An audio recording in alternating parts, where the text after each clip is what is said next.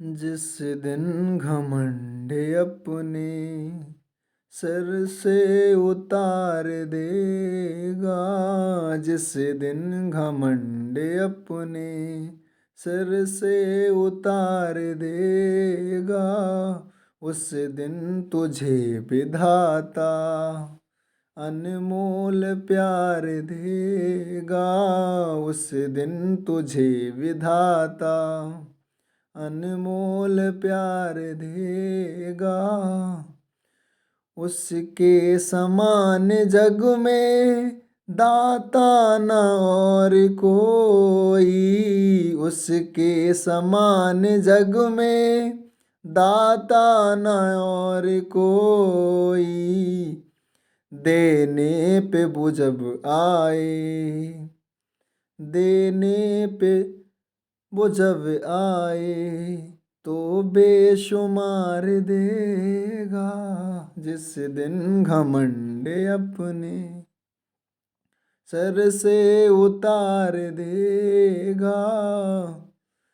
मन वचन कर्म उसकी आज्ञानुसार कर ले, मन वचन कर्म उसकी आज्ञानुसार कर ले, वह तो पिता है तुझ पे, वह तो पिता है तुझ पे सर्वस्व वार देगा, वह तो पिता है तुझ पे सर्वस्व वार देगा, जिस दिन घमंड अपने। हमारे प्रिय भाइयों और बहनों, कैसे हैं आप सब? आप सभी का पुलिस कंपटीशन यूट्यूब चैनल में स्वागत है। आज हम लोग पढ़ेंगे राज्य के नीति निर्देशक सिद्धांत, जिनको directive principles of state policy कहते हैं। भारतीय संविधान में इनका वर्णन अनुच्छेद 36 से 51 तक दिया हुआ है। बेहतरीन कॉन्सेप्ट के साथ आज हम इनको डिस्कस करेंगे और लास्ट तक याद करवाने की हम गारंटी ले रहे हैं। क्लास से जब ही जाने देंगे जब आपको ये याद हो जाएंगे, उंगलियों पर याद करवाएंगे। तो करते हैं शुरुआत।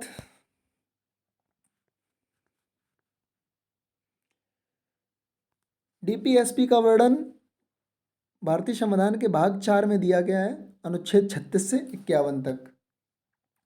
पहले इनका अर्थ समझते हैं, मतलब क्या है इसका। राज्य के नीति निर्देशक तत्वों से तात्पर्य राज्य की नीतियां निर्मित करने के लिए संविधान के भाग 4 के अंतर्गत दिए गए ऐसे निर्देश हैं जिनका पालन कर एक कल्याणकारी राज्य की स्थापना की जा सकती है। कल्याणकारी राज्य का मतलब क्या है? कल्याणकारी राज्य शब्द का संविधान में प्रयोग नहीं किया गया, किंतु लोक कल्याण की वृद्धि के लिए, लोक कल्याण की वृद्धि के लिए नीति निर्देशक तत्वों में व्यापक प्रावधान किए गए हैं। सोर्स, इनका स्रोत क्या है? राज्य के नीति निर्देशक सिद्धांत की संकल्पना आयरलैंड के संविधान से 1937 में ली गई है। आयरलैंड के संविधान में अनुच्छेद 45 में नीति निर्देशक तत्वों का वर्णन है।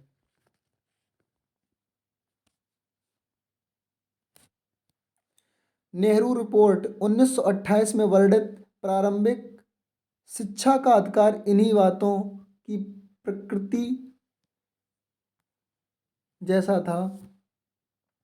तेज बहादुर शिपरू रिपोर्ट 1945 में मूल अधिकारों को 2 भागों में बांटा गया था, न्यायालय द्वारा परिवर्तनीय और अपरिवर्तनीय। यही सुझाव संविधान सभा के संवैधानिक सलाहकार बी एन राव ने भी दिया था। उनके विचार में दूसरा प्रकार राज्य के प्राधिकारियों के लिए नैतिक उपदेश के रूप में था। चौथा पॉइंट दिया है 1935 में भारत सरकार अधिनियम में विधायिका एवं कार्यपालिका को निर्देश देने के लिए धारा 13 के इंस्ट्रूमेंट ऑफ इंस्ट्रक्शन का वर्णन किया था, जो ब्रिटिश सरकार द्वारा गवर्नर जनरल या प्रांतों के गवर्नरों के लिए जारी किए जाते थे।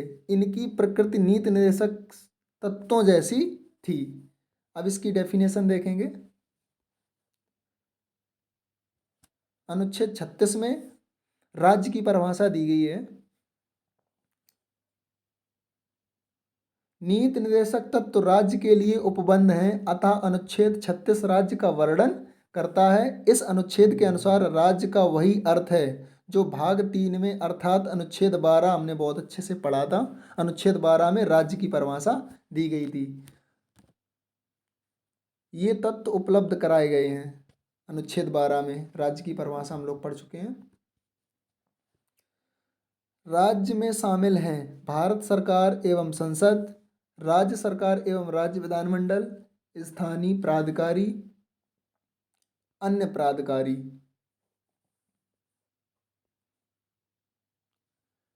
नीति निर्देशक तत्वों की प्रकृति कैसी होगी?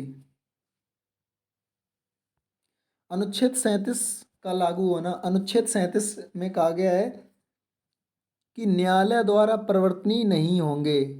राज्य के नीति निर्देशक सिद्धांत जो हैं वो न्यायालय द्वारा परिवर्तनीय नहीं होंगे, किंतु फिर भी इसमें वर्णित तत्व देश के शासन के मूलभूत या आधारभूत फंडामेंटल हैं और विधि बनाने के लिए इन तत्वों को लागू करना राज्य का कर्तव्य होगा। इस प्रकार नीति निर्देशक तत्व न्याय योग्य या बाध्य योग्य नहीं है, अर्थात इन्हें लागू करवाने के लिए इनके उल्लंघन पर न्यायालय में वाद दायर नहीं किया जा सकता है। इस प्रकार नीति निर्देशक तत्व राज्य के लिए कानूनी रूप से बाध्यकारी नहीं है। यह राज्य पर एकमात्र नैतिक बाध्यता आरोपित करते हैं।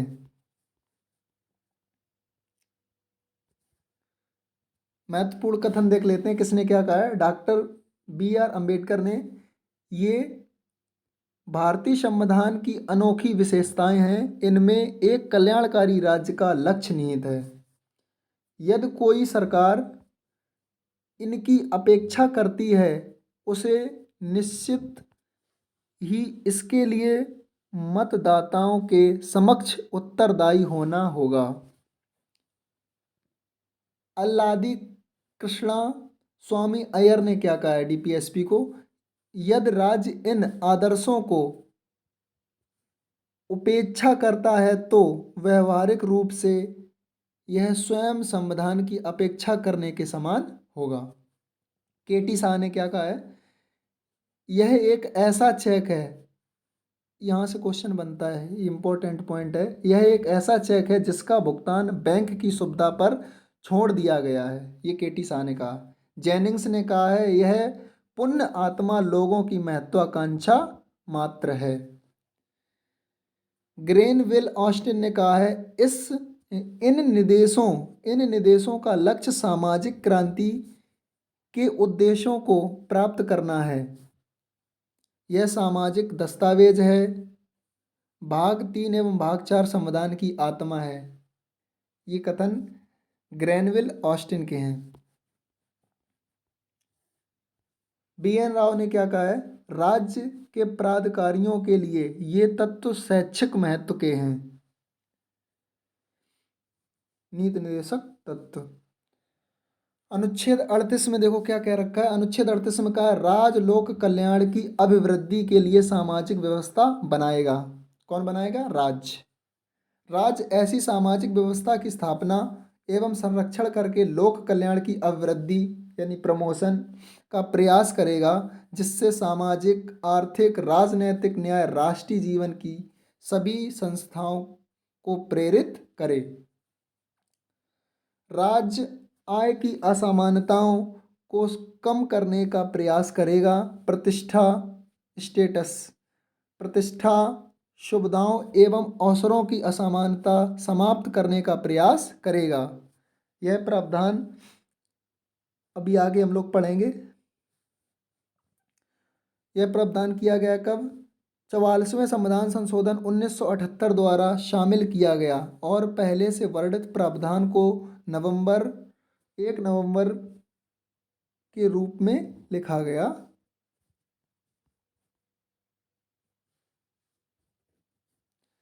अनुच्छेद 39 राज्य द्वारा अनुसरणीय कुछ तत्व नीति तत्व। राज्य निम्नलिखित को सुनिश्चित करने के लिए अपनी नीति का संचालन करेगा। ए में दिया है पुरुष व स्त्री सभी नागरिकों को आजीविका के समान अवसर। बी में दिया है समुदाय के भौतिक संसाधनों के स्वामित्व व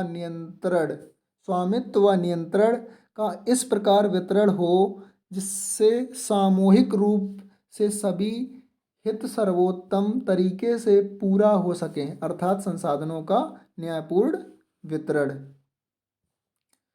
सी में बोला है आर्थिक व्यवस्था इस प्रकार चले जिससे धन एवं उत्पादन के साधनों का अहितकारी संकेंद्रण ना हो। डी में कहा है पुरुषों एवं महिलाओं को समान कार्य के लिए समान वेतन। D for distribution. अनुच्छेद 39 का डी पुरुषों एवं महिलाओं को समान कार्य के लिए समान वेतन, यहाँ से क्वेश्चन बनता है। सी में कहा है पुरुष और महिला कामगारों वर्कर्स की शक्ति तथा बालकों की सुकुमार अवस्था का दुरुपयोग ना हो और आर्थिक व्यवस्था के कारण नागरिकों को ऐसे रोजगार में ना जाना पड़े जो उसकी आयु व शक्ति के अनुकूल हो।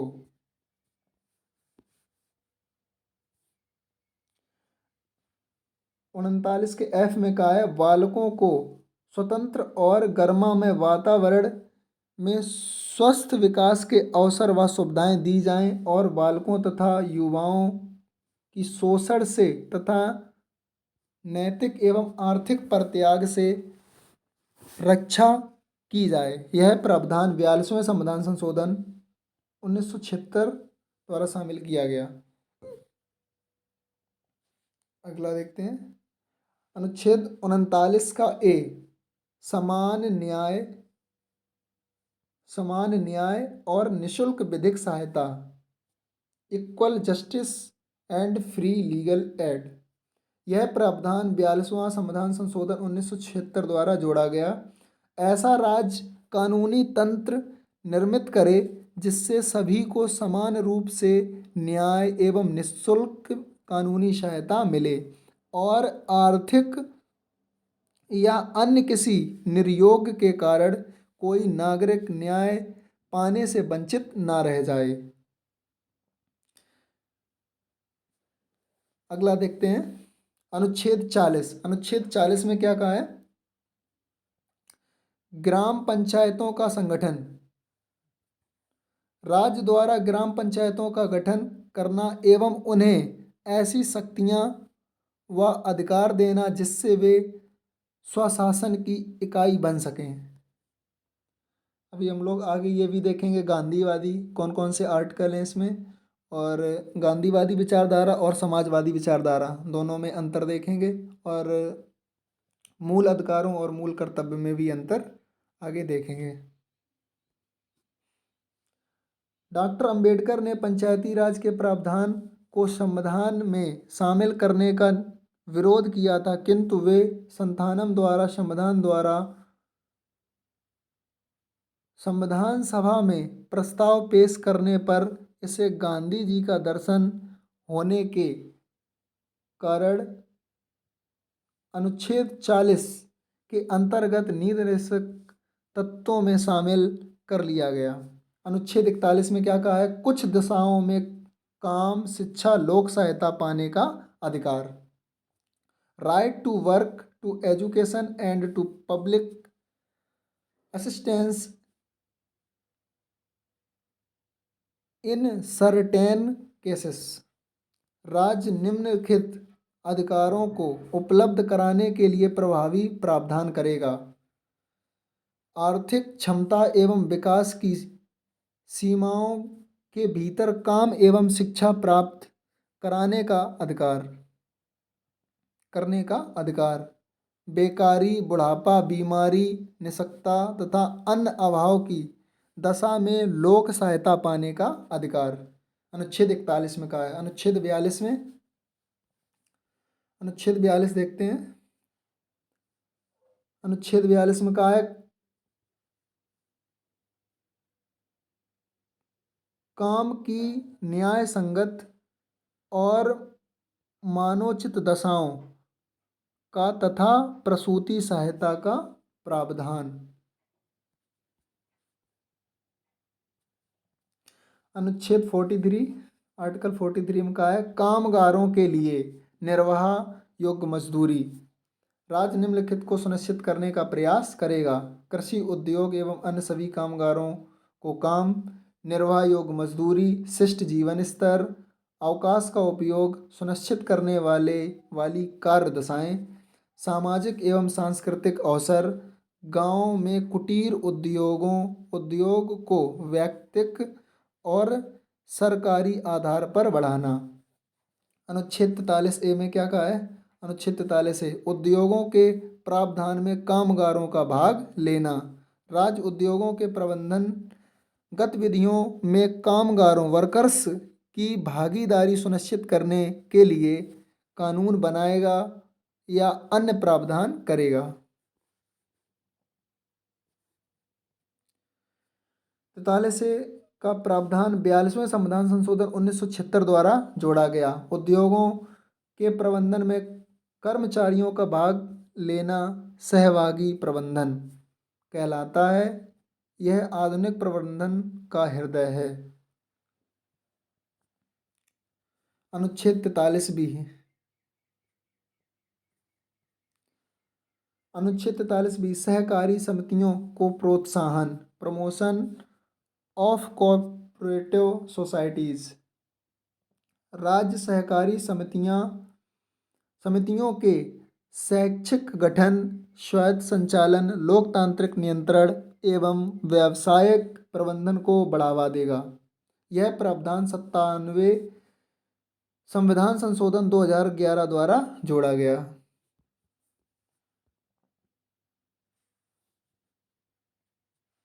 अनुच्छेद 44, अनुच्छेद 44 में कहा है नागरिकों के लिए समान नागरिक संहिता, uniform civil code for the citizens. राज्य भारत के समस्त नागरिकों के लिए समान नागरिक संहिता प्राप्त कराने का प्रयास करेगा। समान नागरिक संहिता, समान नागरिक संहिता क्या है? देखो एक बार देखते हैं। समान नागरिक संहिता का अर्थ है कि प्रत्येक नागरिक के लिए सार्वजनिक आचरण की एक समान संहिता नियमों का समूह निर्मित किया जाए। सार्वजनिक आचरण का अर्थ समाज में नागरिक के द्वारा किए जाने वाले आचरण या व्यवहार से है, जैसे विवाह, तलाक, उत्तराधिकार, दत्तक ग्रहण, भरण पोषण इत्यादि। सिविल नागरिक संहिता केवल गोवा राज्य में है, बाकी किसी राज्य में नहीं है। जबकि व्यवहार के लिए नियम धर्म की मान्यताओं पर अधजरोत है, अतः भेदभाव युक्त है, किंतु यह सभ्य समाज का लक्षण नहीं है। अतः एक प्रगतिशील व सभ्य समाज के लिए समान नागरिक संहिता का निर्माण आवश्यक है। इससे संबंधित एक केस भी है, सरला मुद्गल बनाम भारत संघ 1995 के मामले में उच्चतम न्यायालय ने सरकार से अपेक्षा की कि वह समान नागरिक संहिता का निर्माण करे। गोवा भारत का एकमात्र राज्य है जहां समान नागरिक संहिता लागू है। आर्टिकल 45 6 वर्ष से कम आयु के बालकों के लिए प्रारंभिक अवस्था की देखरेख का प्रावधान। राज्य 6 वर्ष से कम आयु के बच्चों के लिए निम्नलिखित प्रावधान करेगा। बाल्यावस्था की देखरेख और शिक्षा। यह अनुच्छेद 86वें संविधान संशोधन 2002 द्वारा संशोधित किया गया, जिसके द्वारा वर्तमान स्वरूप निर्मित किया गया है। मूल संविधान में यह प्रावधान था कि 6 से 14 वर्ष तक के बच्चों को संविधान लागू होने के 10 वर्ष बाद निःशुल्क एवं अनिवार्य शिक्षा उपलब्ध कराएगा, किंतु ऐसा न हो पाने की दशा में इसे उन्नी कृष्णन बनाम आंध्र प्रदेश के मामले में मूल अधिकार घोषित कर दिया गया। अब इसे अनुच्छेद 21 ए में 86वें संविधान संशोधन द्वारा शामिल कर लिया गया है।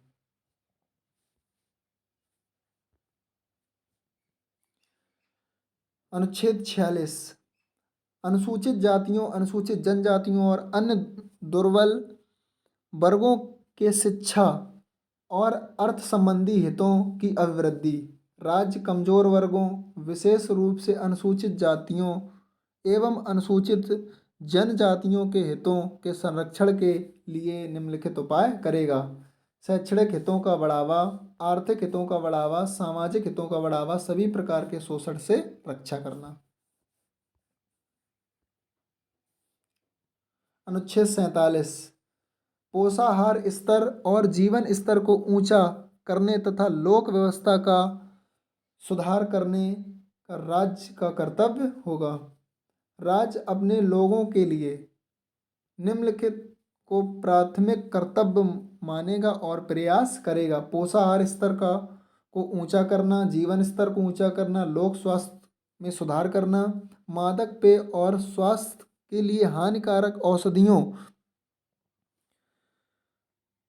के प्रयोग से भिन्न को रोकने का प्रयास करेगा, यानी कि मद निषेध। अनुच्छेद 48 में कहा कृषि और पशुपालन का संगठन। राज्य निम्नलिखित के लिए कदम उठाएगा। कृषि को आधुनिक एवं वैज्ञानिक प्रणालियों से संगठित करने हेतु, पशुपालन एनिमल हस्बेंड्री को आधुनिक एवं वैज्ञानिक प्रणालियों से संगठित करने हेतु, गायों व बछड़ों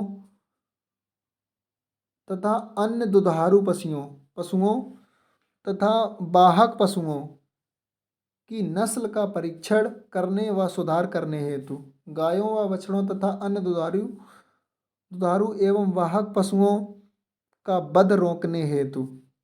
अनुच्छेद 48 ए पर्यावरण का संरक्षण एवं संवर्धन तथा वन एवं वन्य जीवों की रक्षा करना। राज्य निम्नलिखित का प्रयास करेगा। देश के पर्यावरण का संरक्षण एवं संवर्धन, वन एवं वन्य जीवों की रक्षा। यह प्रावधान 42वें संविधान संशोधन 1976 द्वारा जोड़ा गया। अनुच्छेद 49 राष्ट्रीय महत्व के स्मारकों, स्थानों और वस्तुओं का संरक्षण। जिन कलात्मक या ऐतिहासिक अभिरुचि वाले स्मारकों, स्थानों व वस्तुओं को संसद द्वारा बनाई गई विधि के द्वारा या उसके अधीन राष्ट्रीय महत्व का घोषित किया गया है, यह राज्य की बाध्यता होगी कि उनका लुंठन, विनाश, अपसारण, विरूपण, वयन या निर्यात से संरक्षण करे। राष्ट्रीय महत्व की जितनी धरोहरें हैं, विश्व धरोहर, उनकी रक्षा करेगा राज्य। अनुच्छेद 49 में कहा गया। अनुच्छेद 50 50-50 कार्यपालिका से न्यायपालिका का पृथक्करण, separation of judiciary from executive. राज्य लोक सेवाओं में न्यायपालिका को कार्यपालिका से पृथक करने के लिए कदम उठाएगा।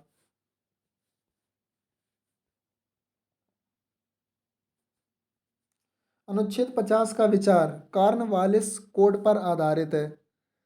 यह उन नियमों का समूह है जिसके आधार पर देश में सर्वप्रथम कॉर्नवालिस ने जिला मजिस्ट्रेट को न्यायिक कार्यों से अलग किया था।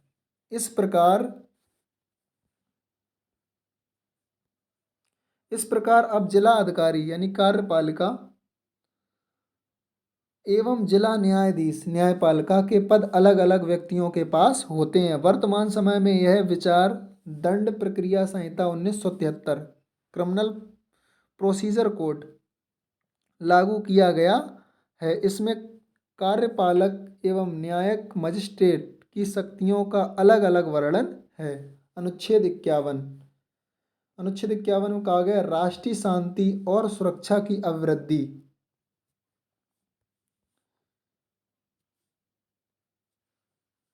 अंतर्राष्ट्रीय शांति और सुरक्षा अभिवृद्धि का राष्ट्रों के बीच न्याय संगत और सम्मानपूर्ण संबंधों को बनाए रखने का, अंतर्राष्ट्रीय विधि और संधि वाध्यताओं के प्रति आदर बढ़ाने का, संगठित लोगों के एक दूसरे से व्यवहारों के बीच और अंतर्राष्ट्रीय विवादों के का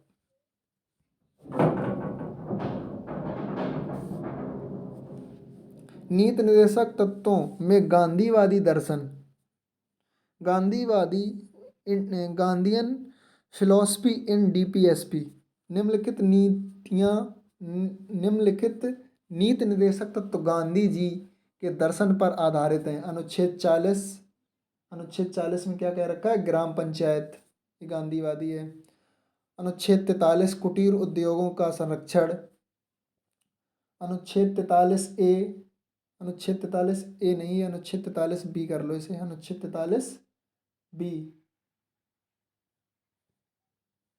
अनुच्छेद 43 बी में का सहकारी समितियां। अनुच्छेद 46 में क्या कह रखा है? एससी और एसटी से संबंधित प्रावधान। और अनुच्छेद 47 में कहा है मद्य निषेध। इसी में कहा गया है संपोषक एवं पोषक तत्व। अनुच्छेद 48 में कहा है पशुपालन। अनुच्छेद 48, ये भी गांधीवादी है विचारधारा का। अनुच्छेद 48 57वां संविधान संशोधन 2011, इसके द्वारा अनुच्छेद 43 भी जोड़ा गया।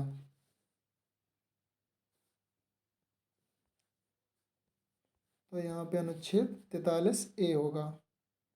43 ए में क्या कह रखा है? प्रबंधन में मजदूरों की भागीदारी।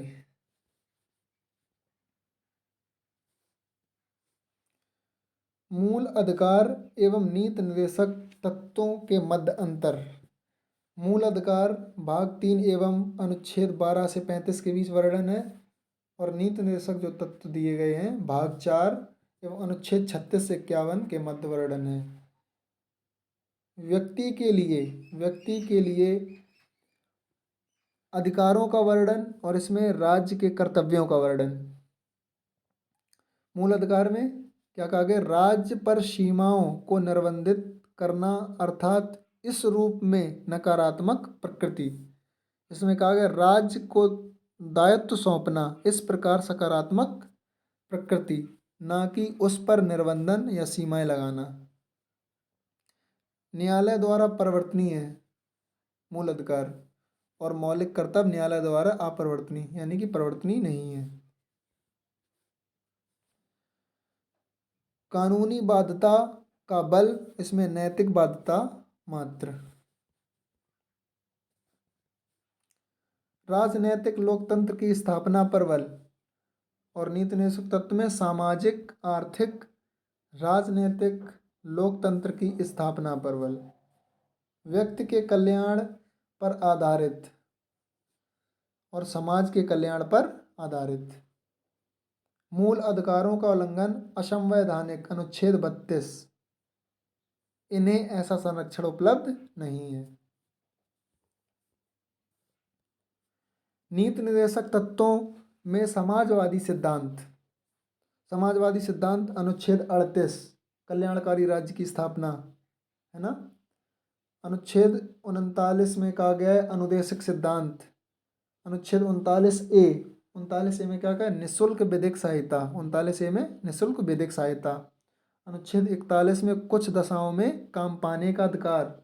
अनुच्छेद 42 में क्या कहा गया है? अनुच्छेद 42 में कार्यस्थल पर उचित व्यवस्था, कार्यस्थल पर उचित व्यवस्था। अनुच्छेद 43 में कहा गया निर्वाह योग्य मजदूरी। अनुच्छेद 43 ए, अनुच्छेद 43 ए में कहा गया है प्रबंधन में मजदूरों की भागीदारी, 43 ए में।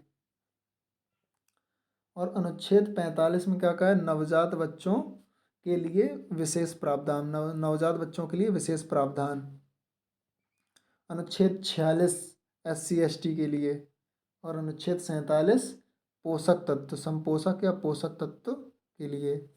नीति निर्देशक तत्वों में उदारवादी दर्शन। अनुच्छेद 44, अनुच्छेद 44 में सिविल नागरिक संहिता। अनुच्छेद 48, अनुच्छेद 48 में क्या है? अनुच्छेद 48 ए में पर्यावरण संरक्षण, अनुच्छेद 48 ए में पर्यावरण संरक्षण। और अनुच्छेद 49 में क्या है? विश्व धरोहर, विश्व धरोहर यानी धरोहर का संरक्षण, हेरिटेज साइट्स दे रखी हैं। और 50 में तो 50-50 पता ही है। कार्यपालिका और न्यायपालिका का पृथक्करण और इंटरनेशनल रिलेशंस, अनुच्छेद 51। तो एक बार सभी को अनुच्छेदों को रिवाइज करते हैं। अनुच्छेद 36, अनुच्छेद 36 में क्या दे रखा है? राज्य की परिभाषा। अनुच्छेद 36 में राज्य की परिभाषा। अनुच्छेद 37 में, अनुच्छेद 37 में ये कहा गया है कि DPSP जो है न्यायालय द्वारा परिवर्तनीय नहीं है। अनुच्छेद 37 में कहा गया है जो जो राज्य के नीति निर्देशक सिद्धांत हैं वो किसी भी न्यायालय द्वारा परिवर्तनीय नहीं है। ध्यान से सुनो, याद हो जाएंगे। अनुच्छेद 38, अनुच्छेद 38 में क्या कहा है? अनुच्छेद 38, अनुच्छेद 38 में, अनुच्छेद 38 में कहा गया कल्याणकारी राज्य की स्थापना करेगा। राज्य जो है कल्याणकारी राज्य की स्थापना करेगा। अनुच्छेद 39 में अनुदेशक सिद्धांत दिए गए हैं। अनुच्छेद 39 में अनुदेशक सिद्धांत। और अनुच्छेद 39 ए, 39 ए में क्या कहा गया है? अनुच्छेद 39 ए में कहा गया है निःशुल्क विधिक सहायता। ये 42वें संविधान संशोधन द्वारा जोड़ा गया था 1976 में, इंदिरा गांधी के टाइम पर। इसमें कहा गया है निःशुल्क विधिक सहायता। अब अनुच्छेद 40 आ जाता है। अनुच्छेद 40, अनुच्छेद 40 में क्या कहा है? अनुच्छेद 40 में कहा है ग्राम पंचायत। अनुच्छेद 40 में ग्राम पंचायत। और अनुच्छेद 41 में क्या कहा है? अनुच्छेद 41 में कहा है कुछ दशाओं में काम पाने का अधिकार। 41, 40 में ग्राम पंचायत, 41 में कुछ दशाओं में काम पाने का अधिकार। अनुच्छेद 41। और अनुच्छेद 42 में क्या कहा है? 42 में कहा है कि जहाँ कार्यस्थल है वहाँ पे स्त्री सुविधाएं, और इसी से संबंधित एक केस भी बताया था, सरला मुदगल वाला केस, है ना। तो कार्यस्थल पर उचित प्रावधान। और अनुच्छेद 43, अनुच्छेद 43 में कहा गया कुटीर उद्योग, निर्वाह योग्य मजदूरी। अनुच्छेद 43। और 43 ए में क्या कहा गया है? प्रबंधन में मजदूरों की भागीदारी, प्रबंधन में मजदूरों की भागीदारी। अनुच्छेद 43 ए। और 43 बी, 43 बी बाद में जोड़ा गया था। 43 बी, 43 बी में क्या है? सहकारी समितियां। एक मंत्रालय भी बन गया, सहकारिता मंत्रालय, जिसके अध्यक्ष कौन है? अमित शाह। अनुच्छेद 43 बी में कहा गया है सहकारी समितियां। और अनुच्छेद 44 में तो आपको पता ही है, ऐसे लिखते हैं 44, चारों समान है, 4 समान नागरिक संहिता। 44 यूनिफॉर्म सिविल कोड। और 45 में क्या कहा है? 45, अनुच्छेद 45 में कहा गया है बच्चों के लिए 6 से 14 वर्ष तक के बच्चों के लिए निःशुल्क शिक्षा का ये है, नवजात बच्चों के लिए विशेष प्रावधान किए गए हैं। और अनुच्छेद 46, अनुच्छेद 46 में कहा है, अनुच्छेद 46 में कहा है SC और ST, SC और ST, SC और ST के लिए विशेष प्रावधान किए गए हैं। और 47 में कहा गया है मद्य निषेध, है ना। इसी में कहा गया है संपो संपोषण और पोषक तत्व तो 47 में, और 48 में क्या कहा गया? पशुपालन, एनिमल हस्बेंड्री, पशुपालन या वन, है ना, ये अनुच्छेद 48 में है। इसके बाद अनुच्छेद 48A, 48A में क्या कहा है? पर्यावरण संरक्षण, पर्यावरण संरक्षण अनुच्छेद 48A। और 49 में क्या कहा है? 49 में कहा है विश्व धरोहर, विश्व धरोहर जितने स्थल हैं उनका संरक्षण, धरोहरों का संरक्षण। और अनुच्छेद 50 में 50-50 यानी कार्यपालिका और न्यायपालिका का पृथक्करण और शक्तियों का पृथक्करण किया गया है अनुच्छेद 50 में। और अनुच्छेद 51 में कहा गया है अंतर्राष्ट्रीय शांति। आई होप आप सभी को अनुच्छेद 36 से 51 तक याद हो गए होंगे। एक दो बार वीडियो देखेंगे तो सारे याद हो जाएंगे, ध्यान से सुनना।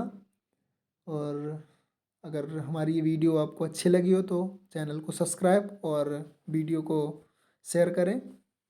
Thank you.